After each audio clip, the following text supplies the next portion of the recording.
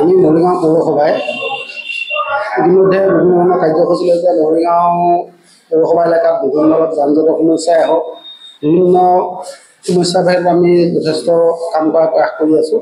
আমি মৰিগাঁও পৌৰসভা এলেকাত যিসমূহ ব্যৱসায়িক প্ৰতিষ্ঠানে ইতিমধ্যে ব্যৱসায় কৰি আছে, আমাৰ পৌৰসভাৰ পৰা অনুজ্ঞাপত্ৰ লৈ আমাৰ কিছু দেখাবলৈ পাইছোঁ কিছুমান দোকানীয়ে অসমীয়া ভাষাৰ পৰিৱৰ্তে ইংৰাজী বা হিন্দী ভাষাত তেওঁলোকৰ বেনাৰ হোৰ্ডিংবিলাক ব্যৱহাৰ কৰি আছে।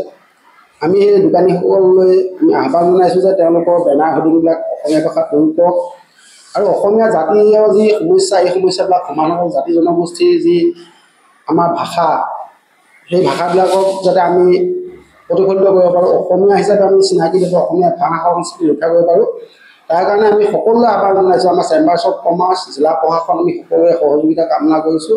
আৰু পৌৰসভাই ইতিমধ্যে পৌৰ এলেকাত আমি জাননী জাৰি কৰিছোঁ যে আগন্তুক 7 দিনৰ ভিতৰত তেওঁলোকে অসমীয়া ভাষাৰ ফলকাৰী এটা দৃষ্টান্তমূলক পদক্ষেপ লৈছে যে তেওঁলোকে অসমীয়া ভাষাৰ প্ৰতি যিটো শ্ৰদ্ধা, এই শ্ৰদ্ধা প্ৰকাশ কৰে। তাৰ কাৰণে আমি আহ্বান জনাইছোঁ। নাই, আজিকালি যিহেতু বিভিন্ন বহিৰাগত মানুহ মৰিগাঁও জিলালৈ আহে, তেওঁলোকে জানিবৰ কাৰণে নিশ্চয় ইংৰাজী আৰু হিন্দী ভাষাটো প্ৰয়োজনীয়তা আছে, কিন্তু তাৰ লগতে আমাৰ অসমীয়া ভাষাটো যাতে সন্নিৱিষ্ট থাকে, অসমীয়া ভাষাত যাতে হোৰ্ডিংবিলাক প্ৰতিফলিত হয়।